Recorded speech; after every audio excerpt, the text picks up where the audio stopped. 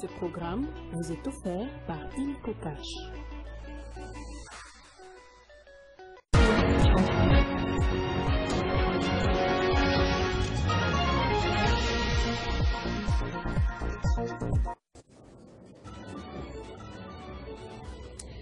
À la une de cette édition du journal, un mois après sa désignation, Eberhard Kolongele a enfin lancé les consultations politiques pour la formation du gouvernement d'union nationale. Un gouvernement censé marquer un tournant dans la crise sécuritaire qui frappe l'Est du pays.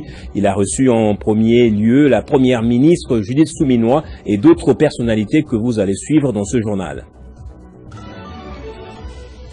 Cependant, le FCC a annoncé ne pas se sentir concerné par ces consultations politiques. Il a refusé la main tendue de Félix Tshisekedi, accusant le pouvoir en place d'être illégitime.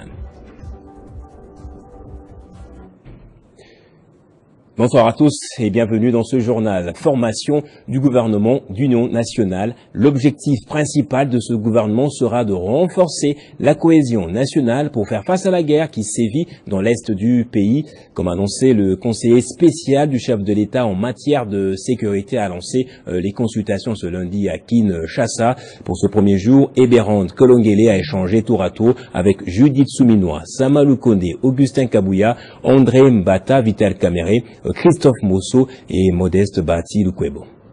Nous avons échangé avec le conseil spécial en matière de sécurité et je lui dis clairement que le gouvernement d'union nationale devait être l'aboutissement d'un processus.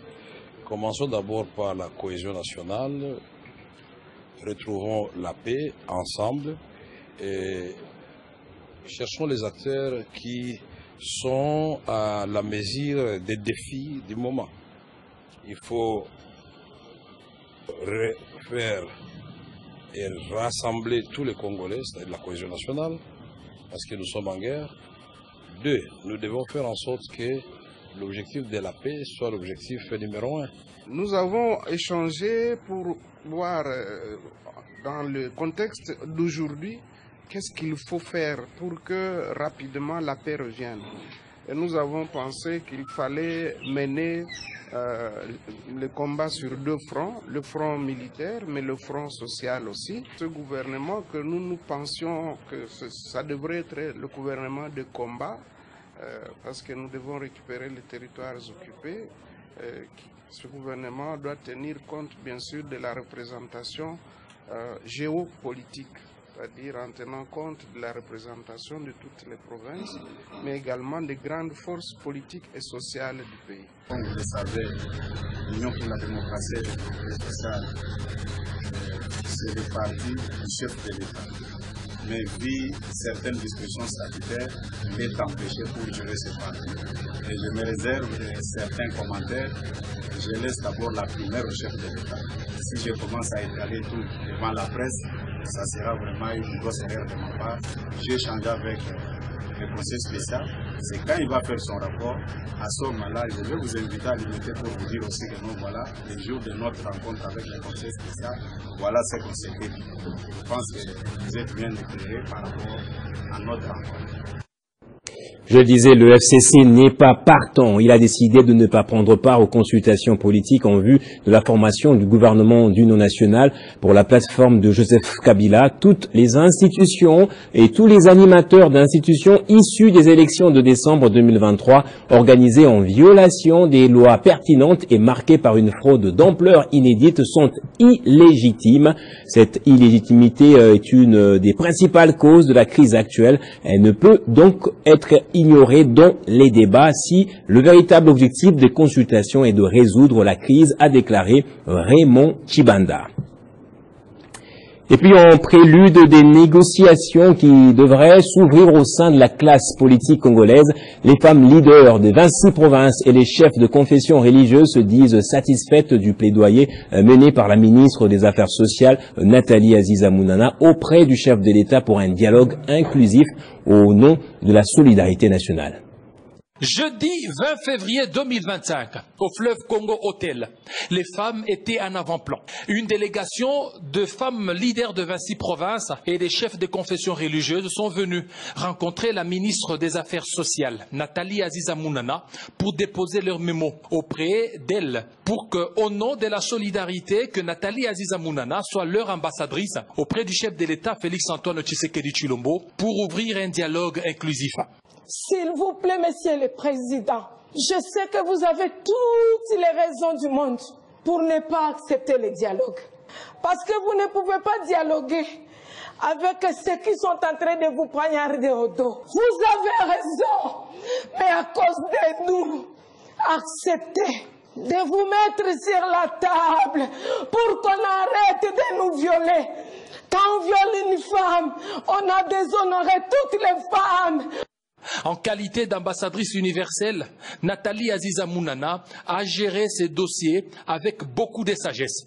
Elle a remis dans les 24 heures qui suivent à la première ministre Judith Toulouka et au président de la République Félix Tshisekedi par son directeur de cabinet. Un mois après, la démarche de la ministre Nathalie Aziza Mounana et les plaidoyers des femmes des 26 provinces a porté les fruits. Le gouvernement accepte enfin d'entamer les dialogues inclusifs. Occasion pour les femmes leaders de 26 provinces et confessions religieuses de venir remercier la ministre Nathalie Aziza Mounana pour les efforts consentis. Nous étions passés par son Excellence Madame Nathalie Aziza Mounana comme la porte, d'accord, pour apporter notre plaidoyer au chef de l'État, et chose qui avait été faite avec succès et brio. Et aujourd'hui, 1 mois et 4 jours après, nous sommes revenus remercier son Excellence d'avoir été justement ce porte-étendard de notre message auprès du chef de l'État, puisque nous en avons vu les signaux positifs, parce que finalement le chef de l'État a accepté d'aller au dialogue. Chaque fois qu'une mère se décide, la nation s'élève, dit-on. Et dans le cadre de la protection de la population, la mairie de Kolwezi a ordonné la fermeture d'une usine de traitement d'eau jugée insalubre après une enquête de la brigade d'hygiène. Sur place, maître Jacques Massengo Kindele a constaté de graves irrégularités mettant en danger la santé publique. Par ailleurs, lors de cette descente, un réseau de clandestins congolais et zambiens hébergés illégalement par un sujet chinois a été démantelé. Ces individus ont été arrêtés et remis au service de sécurité pour identification. Une usine de traitement d'eau impropre à la consommation non identifiée appartenant à un sujet indien, implantée dans un quartier résidentiel sur l'avenue Mazangou, vient d'être fermée et scellée par la mairie de Kolwezi, sur instruction ferme de l'autorité urbaine, maître Jacques Massengo Kindele, après avoir recueilli des rapports des enquêtes menées par sa brigade d'hygiène publique. Bien avant de procéder à sa fermeture, l'autorité urbaine est descendue sur terrain pour constater. Le maire a visité l'enclos de cette usine. Les récipients, qui représentent une insalubrité qui ne dit pas son nom, des lots qui stagnent dans la parcelle, manque d'entretien des installations sanitaires nuisibles à la santé, ces constats s'est avéré amer. Étant préservateur de la santé de ses administrés, l'autorité urbaine a ordonné sa fermeture et appuie sa décision par un souci majeur d'épargner la population de sa chère juridiction aux maladies liées à la consommation d'eau non potable. Il faut agir. On a exploité maille. Ce qui est regrettable, ma condition haina appropriée. Ma condition haina réunie juu ya kufanya hii kazi. Naona buchafu. Ma faisant, maître Jacques Massengo Kindele est tombé sur un cas suspect des sujets congolais et zambiens, signalé par la brigade d'hygiène publique dans ses visites parcellaires, logés clandestinement dans une concession sur l'avenue des Arpenteurs, à côté de l'Institut technique Mutoshi, par un sujet chinois. Ces individus non identifiés présentent un souci pour la sécurité de la population de ces juridictions. À l'immédiat, l'autorité urbaine a ordonné leur interpellation. Et dans la province du Haut-Lomami, plus de 30 prisonniers ont bénéficié de la grâce présidentielle à la prison centrale de Kamina. Les autorités locales ont organisé à cette occasion une cérémonie officielle. Au moins 30 prisonniers ont bénéficié de la grâce présidentielle à la prison centrale des Camines ce lundi 24 mars 2025. Cette cérémonie s'est déroulée en présence du gouverneur des Provences, honorable Banza Mouloumé Marmon, du procureur général près la cour d'appel d'Olomami, de membres du conseil de sécurité, ceux du gouvernement provincial et d'autres invités. À cette occasion, la directrice de la prison centrale a dans son mot remercié le chef de l'État d'avoir signé cette ordonnance de libération.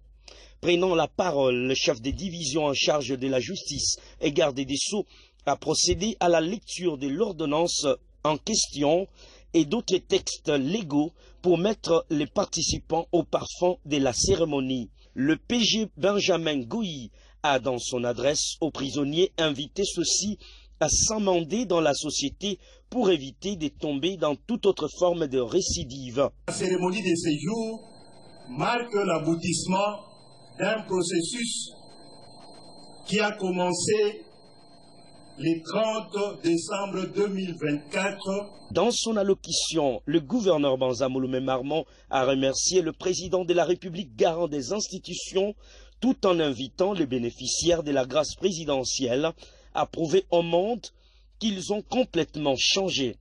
Aujourd'hui, nous célébrons non seulement la liberté retrouvée de nos concitoyens, mais également l'esprit de réconciliation et de pardon qui anime notre nation.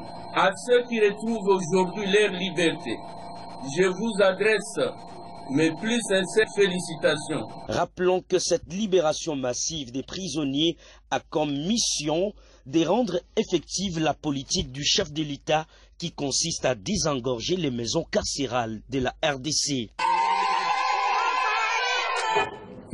Rendons-nous à présent dans la province du Haut-Katanga, le gouverneur Jacques Kiaboula Katoué, précisément donc à Lubumbashi, où plusieurs stratégies sont en cours pour endiguer l'insécurité, rendre la ville propre et surtout multiplier les initiatives pour offrir des emplois aux jeunes. C'est pour le bien-être social de la population de Lubumbashi que Mathilde Benatar a rencontré le nouveau maire de la ville pour un échange constructif. La mairie de Lubumbashi est quand même assez vaste. Dès les premières salutations, le parlementaire a présenté ses félicitations au maire pour sa récente nomination avant de plaider en faveur de plusieurs dossiers d'intérêt commun, notamment la sécurité, la salubrité publique et l'emploi des jeunes. Je suis venu pour des questions prioritaires car la sécurité est primordiale. Nous avons pris quelques stratégies comme dans l'ancien temps, il a été attentif. Monsieur le maire de la ville de Lubumbashi et le patron de la police. Ça veut dire qu'il doit avoir toutes les situations venant des chefs de rue pour s'imprégner de la situation que vit sa population de Lubumbashi. La députée provinciale Mathilde Benatar a salué l'ouverture du maire et a réitéré en même temps sa disponibilité à collaborer pour redonner à Lubumbashi son lustre d'antan. Crise à la GECAMINE, la fondation katangaise exige le départ du directeur général de l'entreprise. Elle l'accuse d'une gestion chaotique entachée de plusieurs anomalies. La fondation katangaise demande au chef de l'État de mettre un autochtone katangais à la tête de l'entreprise. Ces recommandations ont été formulées dans une déclaration lue devant la presse. Nous, filles et fils de la communauté katangaise, avons le regret de constater cette issue. Nous sommes humiliés dans notre propre sol du Katanga. Nos contrats dans les sociétés minières sont bloqués et jetés dans la poubelle. Nous sommes esclaves dans notre propre province. Réclamons au président de la République, Félix Antoine Tshisekedi Tshilombo, cette issue. Que l'actuel DG de la GECAMINE soit remplacé par un Katangais. Que les postes de décision de la GECAMINE soient dirigés par les Katangais. La GECAMINE étant notre seul héritage, que les revenus soient au bénéfice des Katangais. Le 21 mars, le monde célèbre la journée de la trisomie 21 avec le thème « Améliorons nos systèmes de soutien ». L'occasion pour la ministre des Affaires sociales, Nathalie Aziza Mounana, d'appeler tout le monde à utiliser tous les moyens à leur disposition pour apporter soutien moral, psychologique et social aux personnes trisomiques. À l'occasion de la journée mondiale de la trisomie 21, l'association Sans Frontières, sous le parrainage de la ministre des Affaires sociales, Action humanitaire et solidarité nationale, Nathalie Aziza Mounana, organise une journée d'amour intitulée « Je suis trisomique ». Pour la vice-présidente de l'association Sans Frontières, Madame Liliane Temouningoy, les enfants trisomiques doivent être aimés et attentionnés. Je viens par ceci nous inviter à manifester l'amour à ces enfants. Je ne saurais clore mon propos sans pourtant dire merci à la marraine de cette activité, Maman Aziza Anna, celle dont l'engagement dans le social n'est plus à démontrer. Merci Maman Sociale d'avoir accepté de parrainer cette activité. Au nom de la solidarité nationale, les enfants d'abord, c'est sous les encouragements du public présent que les enfants trisomiques ont défilé, sous l'encadrement des artistes musiciens Jean Goubald, Iyenga, Yekima. Ça n'est suivi les spectacles de karaté des enfants trisomiques 21. Et les témoignages émouvants de Maman Yolande, mère d'une fille trisomique 21, appelée pour la circonstance héroïne. Après les témoignages, c'est la vente des tableaux et appel des fonds en faveur des enfants trisomiques 21, appelés pour la circonstance héros et héroïne. La ministre Nathalie Aziza Mounana a insisté sur l'amour envers les enfants trisomiques 21. Nathalie Aziza Mounana a, par la circonstance, remis un bouquet de fleurs et un portrait à la vice-présidente de l'association pour le travail combien louable et l'épargne distribuée aux parents des familles des enfants trisomiques. L'association Sans Frontières est une organisation à but lucratif engagée dans des activités humanitaires pour soutenir les enfants démunis et vulnérables à travers l'Afrique et la République démocratique du Congo. Et plus de 5000 poches de sang sont attendues dans la ville de Goma pour sauver des vies. Notamment, l'annonce a été faite par le député national Amissi Makutano samedi dernier devant sa base électorale. Prêchant par l'exemple, Amissi Makutano s'est engagé dans ce geste patriotique.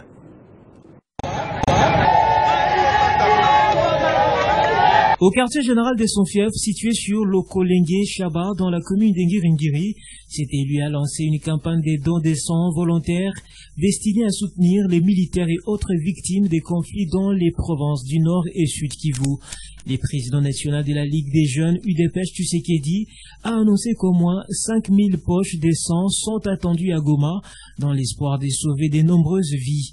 Amissi Makutano a donné l'exemple en s'engageant personnellement dans ces gestes patriotiques. Nous sommes organisés ensemble avec le pour contribuer les sangs. Donc vous savez, c'est les armes qui parlent, c'est le sang qui coule. Et ceux qui défendent l'intégrité de notre territoire, ils sont blessés. Et par ricochet, il y a le besoin de sang. C'est pourquoi nous avons dit que c'était important que nous puissions donner notre sang pour que cela soit affecté pour la cause de nos ministères. Et bien entendu, c'est la paix du président de notre et en tant que membre de l'UDPS, en tant que responsable de l'administration, je pense que c'est mieux de pouvoir contribuer ainsi. En marge de cette initiative et à l'occasion du mois de mars dédié à la lutte pour les droits des femmes, le député national Makutano a distribué des pagnes, des boîtes de lait et du pain aux femmes de sa circonscription ayant participé au don des sangs. Devant une foule immense venue des quartiers coins de Kinshasa, l'élu Amissi Makutano, un par des familles engagées, a réitéré son soutien au président Félix Tshisekedi Tshilombo, incitant sa base à continuer de promouvoir l'unité et la solidarité nationale. Cette journée a illustré à quel point l'engagement civique peut faire la différence, même dans les moments les plus difficiles. Le président national de l'ABG, Jonathan Bialosuka-Wata, élu député national et provincial, est également le président d'honneur de l'ASBL Mpangi Mota. Il s'agit d'un regroupement de chauffeurs de motos issus du Grand Bandundu qui évolue à Kinshasa. Ces derniers ont été bénéficiaires d'un don de sa part composé d'un lot d'une dizaine d'engins. Un leader imperturbable et infatigable, c'est peu de le dire. Sur son chemin de retour à Kinshasa, après une mobilisation de la population, à se ranger derrière le président de la République, Félix Tshisekedi, et des FRDC plus que réussi dans la province du Kwango, Jonathan Bialo-Sukawata a eu un moment intense de communion avec les membres de l'association Mpangi Motard.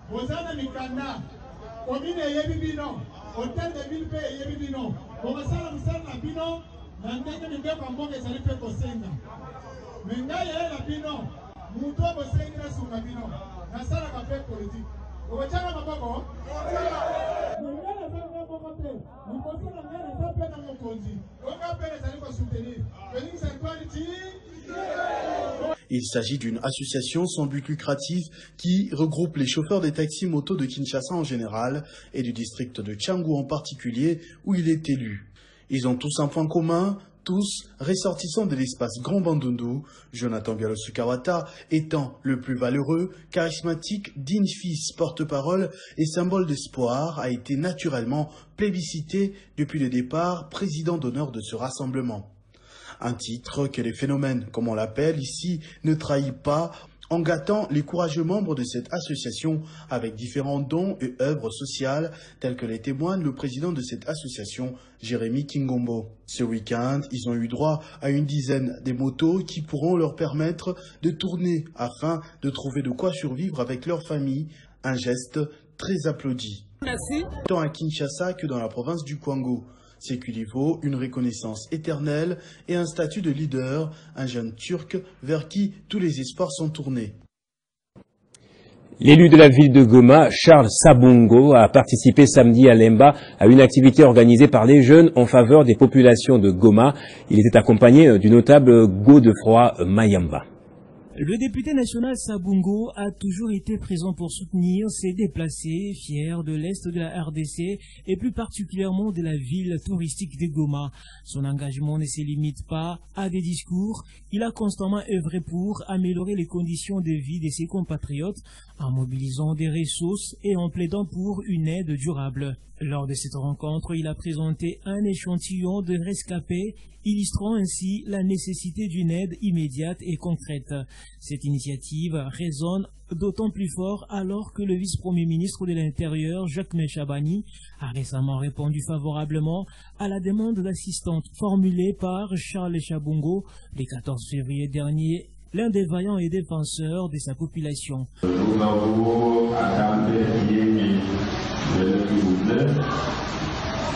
avons nettoyé au district Kabila, et puis l'autre. Cet engagement souligne l'importance de la mobilisation collective pour soutenir ceux qui ont été touchés par la crise et appelle à une action rapide pour améliorer les conditions de vie des rescapés qui continuent de faire face à des défis quotidiens. La solidarité s'avère être un pilier essentiel pour surmonter cette épreuve et reconstruire l'espoir. L'élection du bureau définitif de l'Assemblée provinciale du Kwilu poursuit son bonhomme de chemin. Les élus sont déjà signalés à Bandundu-Ville pour la mise en place. Le cas du sénateur Jean-Philbert Mabaya qui est arrivé hier lundi au chef-lieu de la province. Des images commentées par Héritier Ntambwa. À son arrivée le lundi, il a été accueilli chaleureusement par les élus provinciaux, les cadres et militants du parti politique Convention des démocrates chrétiens, rénové CDCR en abrégé. Le sénateur Jean-Philbert Mabaya est allé à Bandundu-Ville, chef-lieu de la province du Kwilu, comme les autres députés et sénateurs, pour des différentes plénières prévues à l'Assemblée provinciale. Bandundu, c'est notre capitale, c'est notre ville principale. Nous venons, comme vous le savez, et mes collègues députés m'ont déjà précédé. Nous venons surtout pour les différentes plénières que nous allons voir tout à l'heure, notamment la première plénière, j'espère, le programme sera pour la mise en place de notre bureau, le bureau de l'Assemblée provinciale. Ce dernier espère qu'ensemble avec les députés provinciaux et toutes les parties prenantes du processus, le travail sera bien fait pour la satisfaction de tous. Vous savez que l'Assemblée provinciale et le gouvernement doivent travailler ensemble, main dans la main pour que cette fois-ci la province puisse avoir une autre image. ce que nous souhaitons tous. Le sénateur Jean-Philbert Mabaya a été par la suite accompagné par le cadre et militants du parti CDCR jusqu'au CLAC où il s'était adressé à la population, un réarmement moral avant les échéances électorales pour les bureaux définitifs de l'Assemblée provinciale du Kouelo. L'Alliance des démocrates pour l'émergence du Congo, l'ADPEC, Fédération du Haut-Katanga, a dans une déclaration remercié le chef de l'État pour le choix qu'il a porté à son autorité morale, Placide Tshisumpa, en l'élevant au présidium de l'Union sacrée de la nation. Disons comme un seul homme, un immense merci à son Excellence Félix Antoine Tshisekedi Tshilombo, président de la République, pour la confiance issue de son pouvoir discrétionnaire qu'il a placé à notre mentor politique et autorité morale de notre cher parti politique et regroupement politique ADPEC et Alliés, Alliance des démocrates pour l'émergence du Congo, en sigle ADPEC. Nous citons l'honorable Placide Tshisumpa Tshakatumba en l'élevant au rang prestigieux de membre du présidium de l'Union sacrée de la nation, ainsi que son compagnon de lutte, Excellence Dr Sylvain Mutombo Kambinga, tous deux coordonnateurs nationaux et coordonnateurs national adjoints de la majorité extra-parlementaire MEP Union sacrée en cycle. Nous profitons par la même occasion pour exprimer notre profonde gratitude afin que notre loyauté au président de la République démocratique du Congo et lui garantissons notre soutien à 100% et sans condition, vision politique éclairée pour la préservation de l'intégrité nationale et territoriale et la défense de la souveraineté de la République démocratique du Congo. En cette période de crise multisectorielle et multidimensionnelle, Excellence, Monsieur le Président de la République, nous vous garantissons que vous n'êtes plus seul dans ce combat. ADPEC et Alliés sera toujours à vos côtés. Le service national est toujours à pied d'œuvre dans l'accompagnement de la gratuité de l'enseignement. Son commandant, le lieutenant-général Jean-Pierre Kassongo Kabwik, s'est déplacé à l'Athénée de Ngiringiri pour remettre officiellement 600 bancs publics œuvres d'anciens colonna. Au total, 600 bancs pupitres, c'est le don gratuit du service national pour équiper toutes les salles des classes de l'Institut littéraire de Ngiringiri, de l'Institut technique social de Ngiringiri et de l'Institut pédagogique de Ngiringiri. Du côté des bénéficiaires, c'est la satisfaction totale.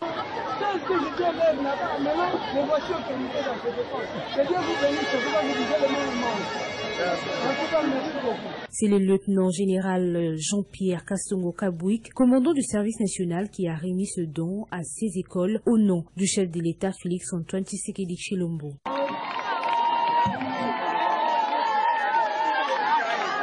Principaux bénéficiaires du geste posé, les élèves de ces écoles n'ont pas manqué de remercier les chefs de l'État, non seulement pour la gratuité de l'enseignement primaire, mais aussi pour les dispositions d'amélioration des conditions d'accueil des élèves.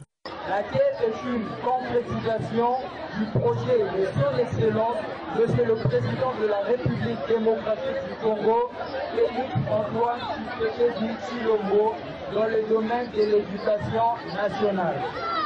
Pour cette raison, très chers camarades élèves, applaudissons très chaleureusement Monsieur le commandant du service national, le lieutenant-général.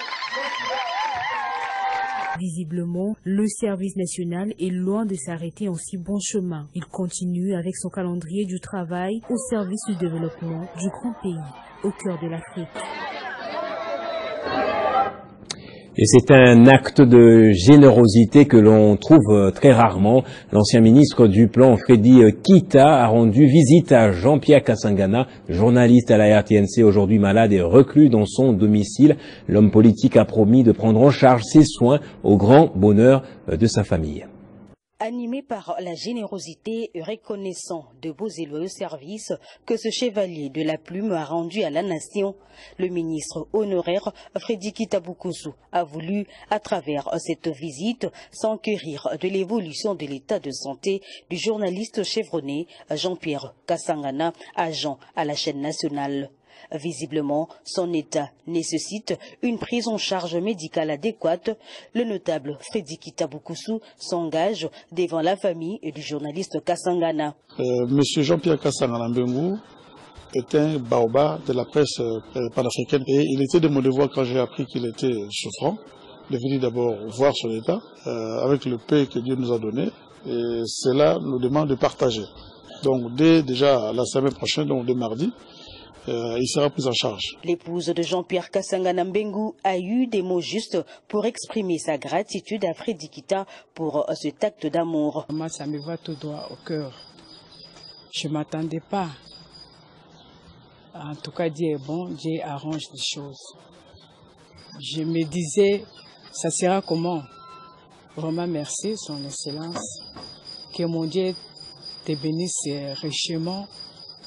Vraiment que Dieu t'assiste en tout et pour tout, vraiment. Le vice-ministre honoraire de la coopération et du plan invite d'autres personnalités à lui emboîter le pas. Je demande aussi à ceux-là qui connaissent Jean-Pierre Kasangana Mbengu, qui est un grand journaliste, qui n'est pas présenté, de faire un geste. Parce que la République lui doit être très reconnaissant. Donc c'est ce que nous demandons. Une enveloppe consistante et de biens de première nécessité ont été remis à la famille Kasangana en attendant le début de soins dès le mardi prochain. Et puis cette activité de Maître Alice Kumwimba pour clore ce journal, la première vice-présidente de l'UNC Lualaba a passé du temps dimanche avec les orphelins réunis au centre d'accueil Maison Kwetu. Elle était accompagnée des cadres de l'UNC Lualaba. En marge de la clôture du mois de mars 2025, les femmes de l'UNC de Vital Kamerhe, président national, et du fédéral Christian Massoudi ont visité la maison Kwetu, un orphelinat qui accueille les enfants en rupture familiale. La délégation a été conduite par la première vice-présidente, Alice Kumwimba. Ces hommes et femmes de l'UNC Lualaba ont été accueillis par le chargé de l'administration de ce centre d'accueil. Ça a été pour nous un événement très joyeux parce que ces enfants, ils sont des enfants exclus, des enfants rejetés. Après l'accueil, Alice Nkumwimba et sa suite ont visité les différents locaux. D'abord la cuisine. Étant mère, Alice a donné le goût pour la préparation de la nourriture à tous les enfants. Elle est passée dans la salle d'attente où elle a pris dans ses bras le plus petit des orphelins, le dortoir, la salle de cinéma, le réfectoire, la pharmacie. Les explications sur le fonctionnement de ce centre ont été fournies. C'est une visite que nous apprécions beaucoup parce qu'elle amène aux yeux de ces enfants une récapitulation, une espèce de réconsidération sociale. Le partage de repas avec tous ces enfants était parmi les moments forts de cette visite. Ces membres de l'UNC Lualaba ont partagé ce repas avec ces enfants. Ce que j'ai appris de ces petits moments avec ces enfants, ce sont des enfants qui manquent de l'affection.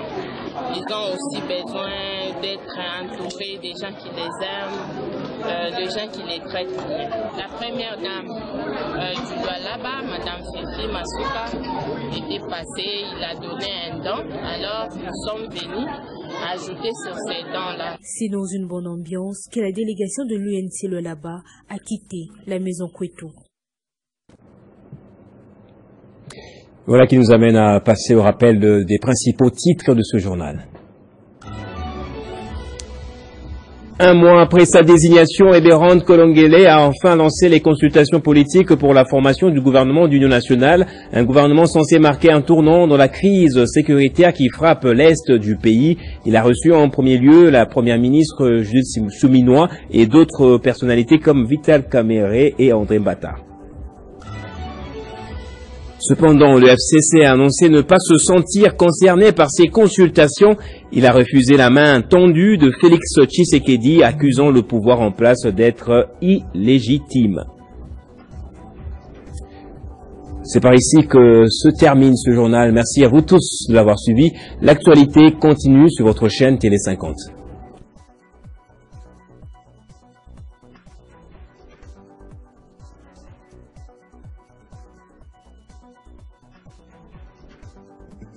Retrouvez toute l'actualité en continu sur www.tele50.cd. Ce programme vous a été offert par Inico Cash.